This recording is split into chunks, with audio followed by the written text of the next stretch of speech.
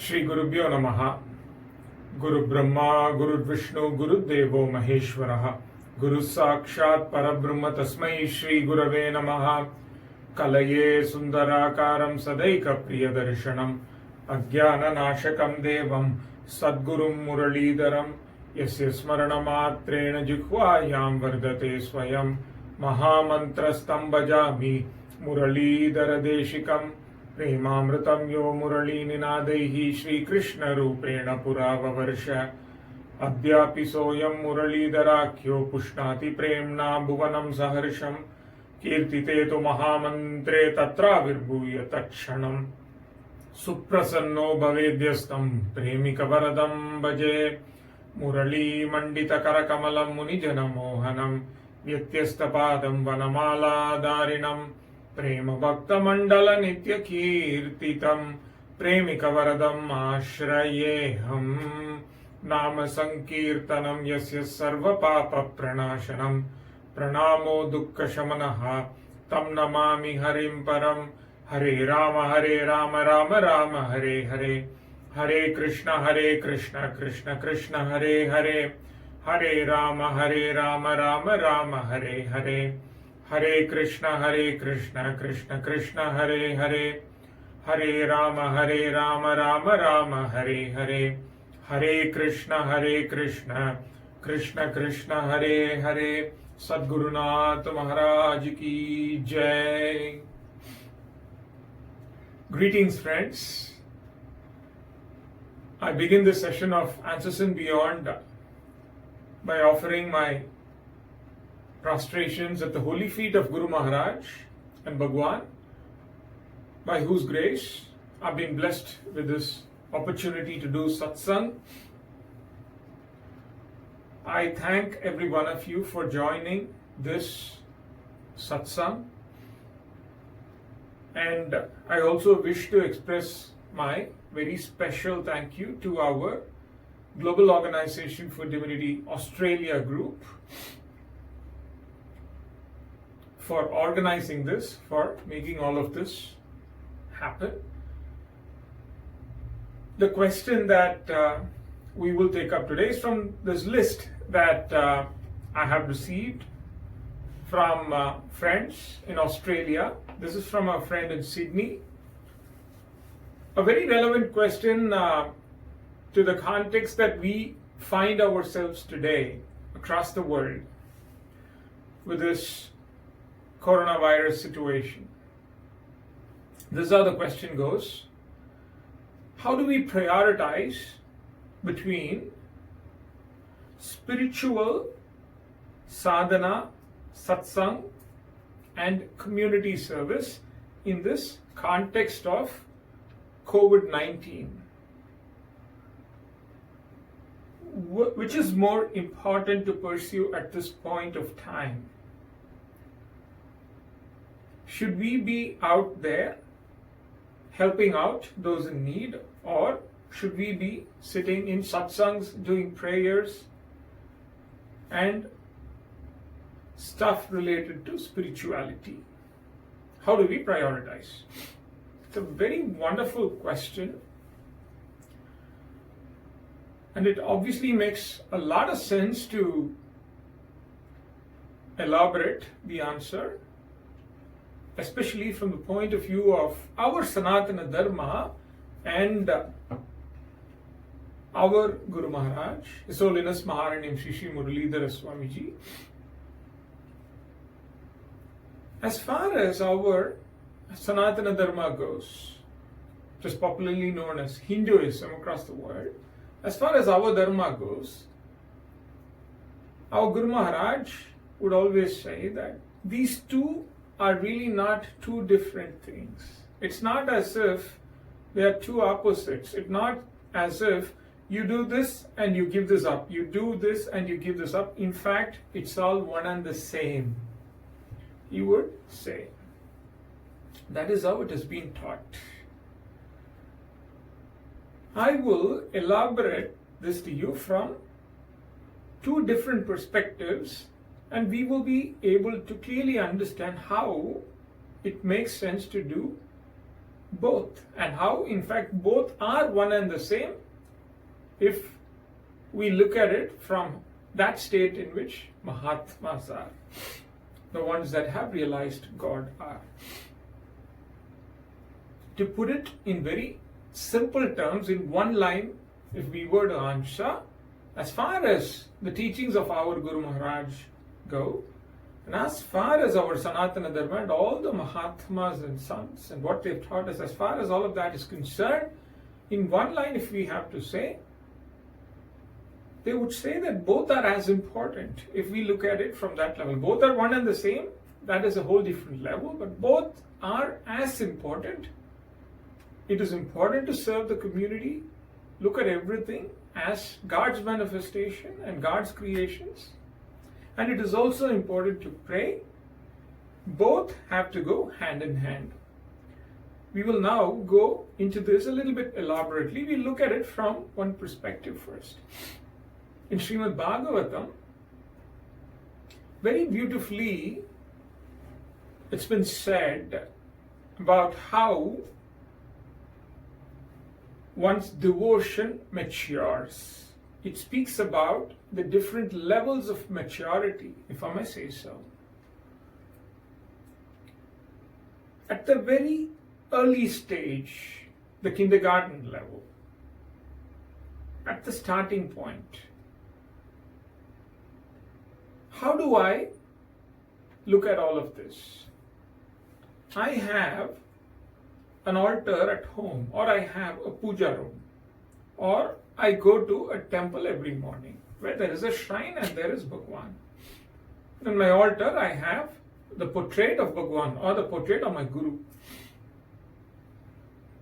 How do I conduct myself in that situation?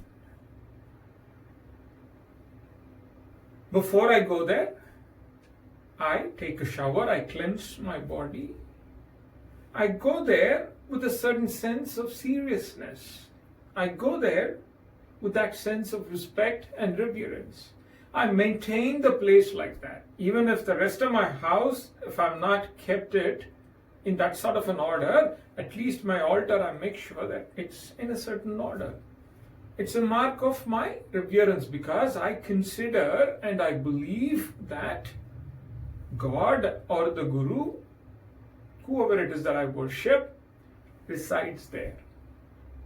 So I keep that place in a tidy manner and I enter into that place with that sense of reverence. And while I'm in there doing the prayer that I do every day, which I have as a routine, I do it with as much focus and seriousness as possible. It may not be 100%. There may be days when I'm really distracted, I'm doing all kinds of things. But I try my best to conduct myself with that sense of reverence. There's seriousness in the air when I go there. Why? Because I understand and I believe that God resides there. My Guru is there. There have been days when I sit there as I'm doing the puja or some worship or making an offering of milk, whatever that I do. I'm also looking at my phone for a minute. I'm talking to somebody in the family outside. And then I tell myself, no, why am I doing this? I'm in the puja room. I need to focus. I bring it back here. We've all been there, isn't it? But just picture this in this manner. If, let's say, I'm actually in the physical presence of my Guru. It's easy to picture that. That's why I'm putting it that way. How would I conduct myself? Let's say I'm at ashram and Guru Maharaj is sitting right in front of me, a few feet away from me. How would I conduct myself? I sit properly. I'm clothed properly. I take care in the manner in which I speak, I move, I do everything because there's a sense of respect there. Because he's right there. I may not be like that. Once I move away from that situation, I get all casual and light. I joke around, I say all kinds of things, but not while I'm there. That's the sense that needs to prevail while I'm there in that altar, in that puja room, that he is there at that point of time. He is sitting there. And I conduct myself well. I'm very focused. I make my prayers. I do all of that. I'm very kind, I'm very loving. It's like all the virtues have suddenly blossomed while I'm there within the confines of that altar, that room. And what happens the moment I step out?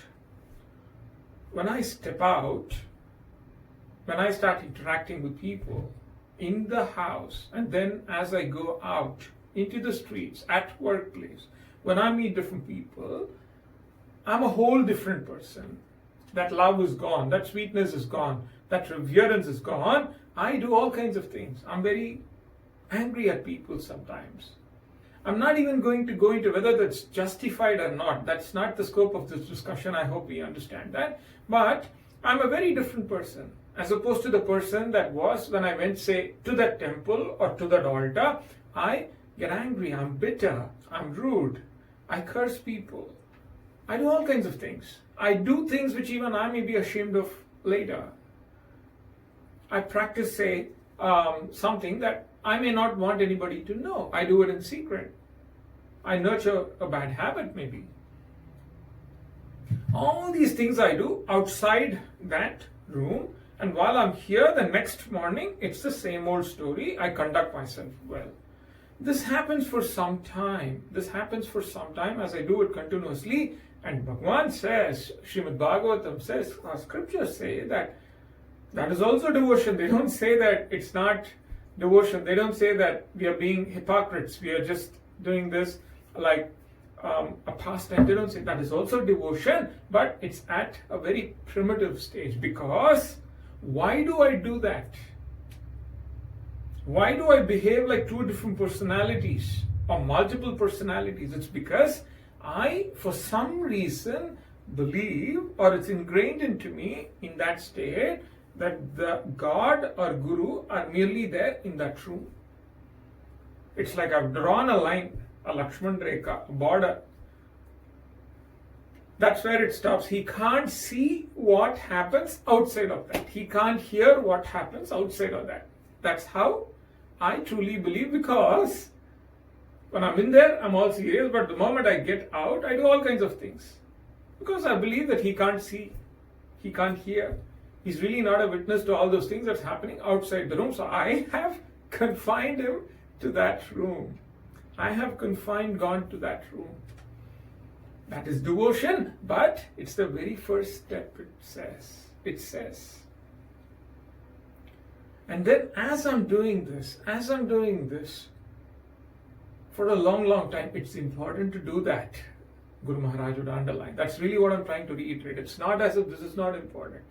Because the cleansing has to happen within. I'm carrying so much of karma from so many births that it's all blinding me, and I live with this belief that God is in that room, and outside I get to be my own self. I get to do whatever I want.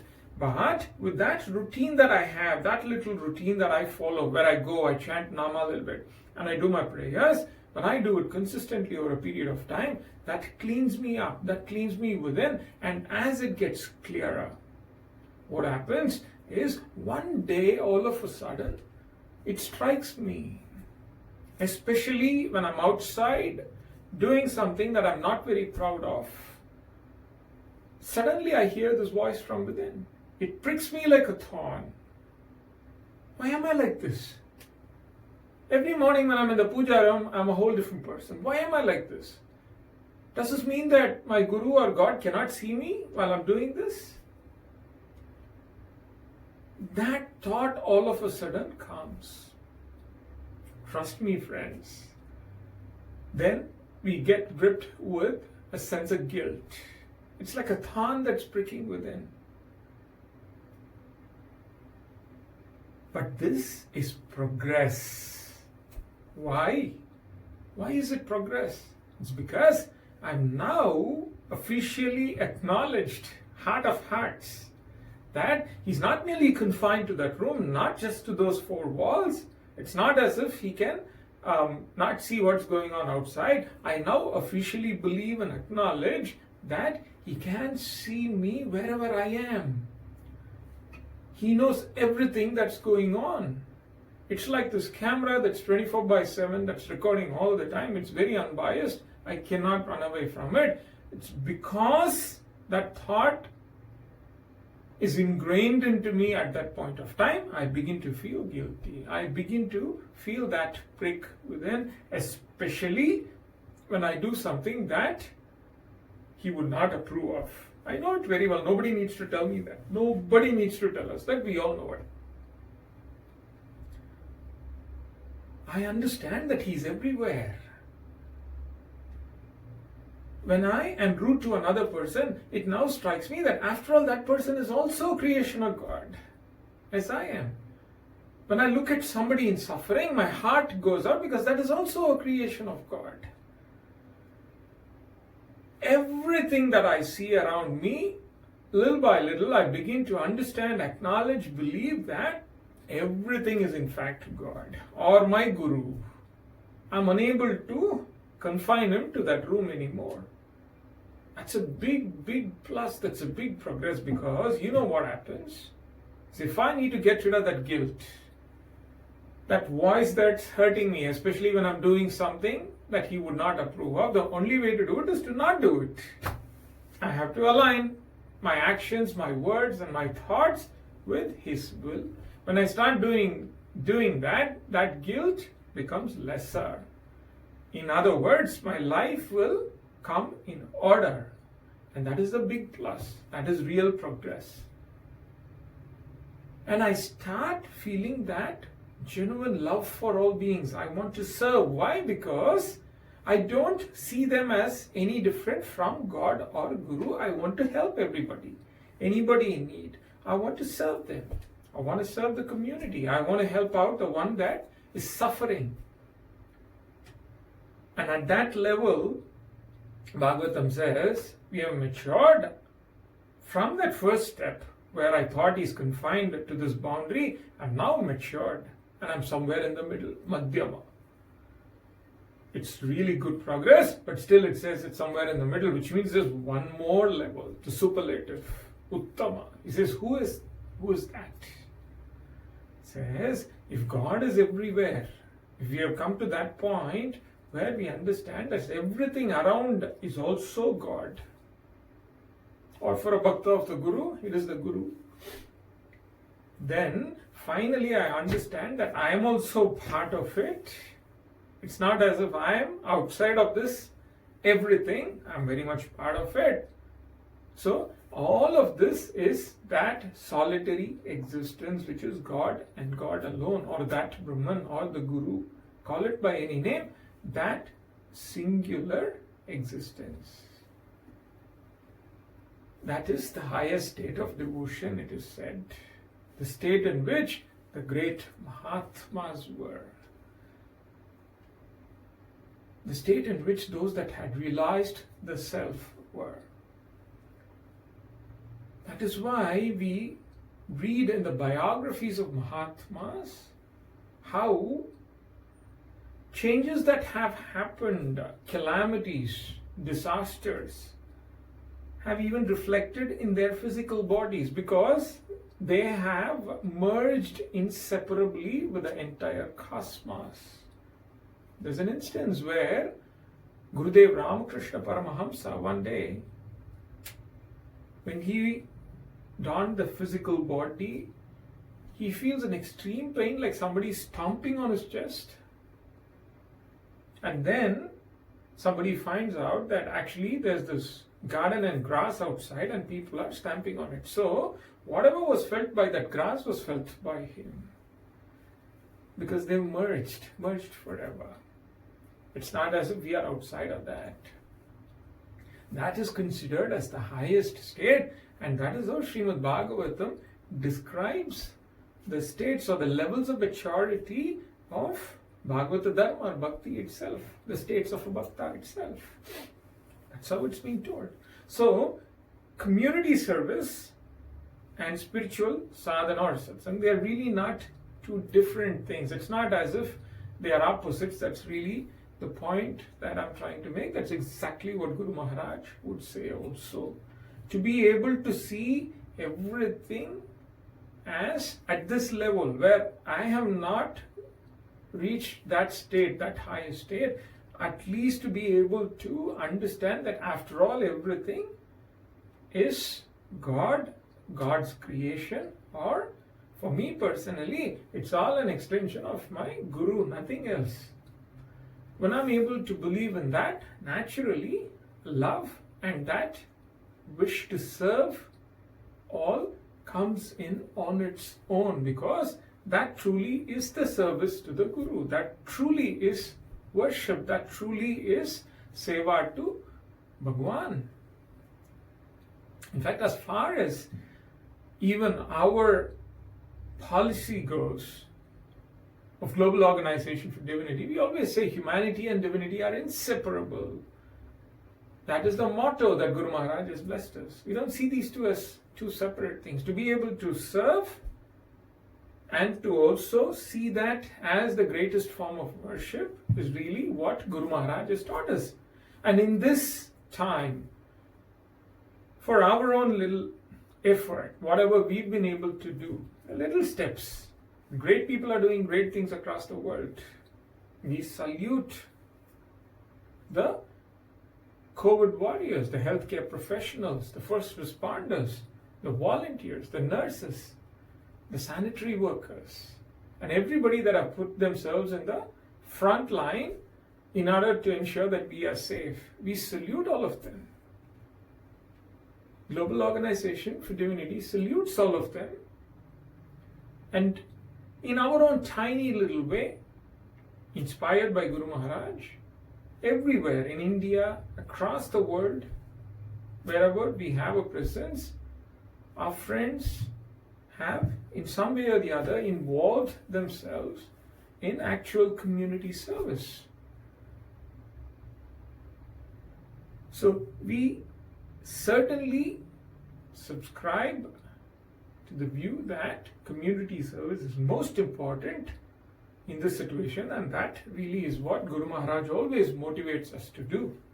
No two thoughts about that.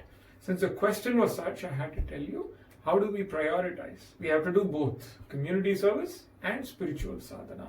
Because while I say this, I also wish to underline that it is very important to make prayers as well. Satsangs, prayers, the nama that we chant is also as important. How does it work?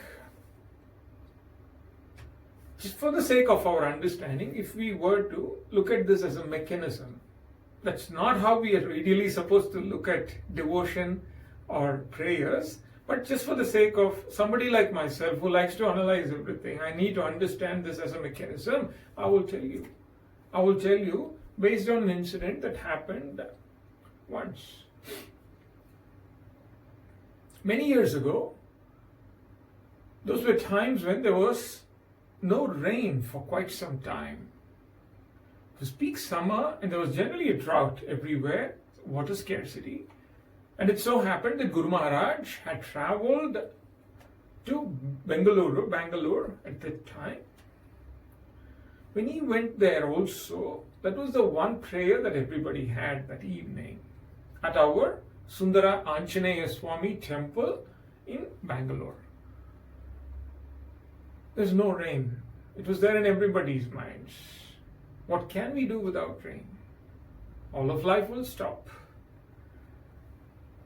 After a while, when Guru Maharaj went up to the shrine, he asked for the priest to bring the Utsava Murti, the Swami, outside and be placed on this jula.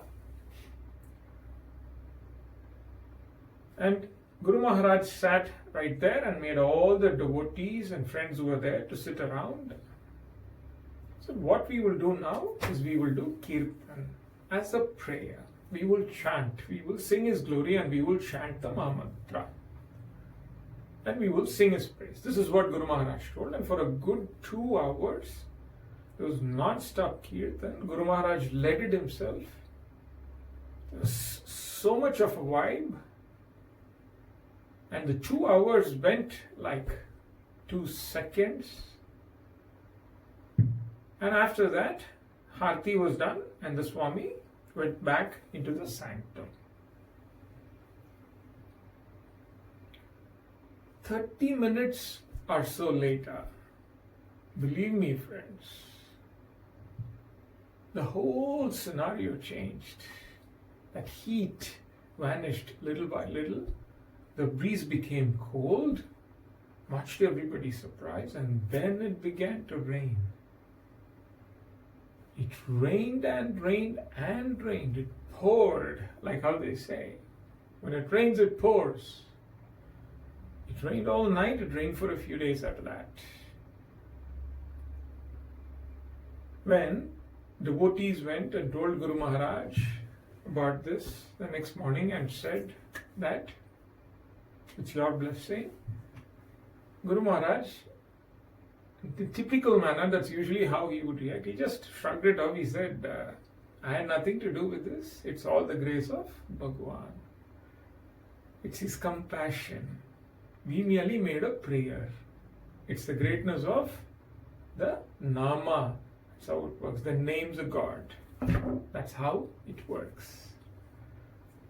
And then Guru Maharaj said these beautiful words.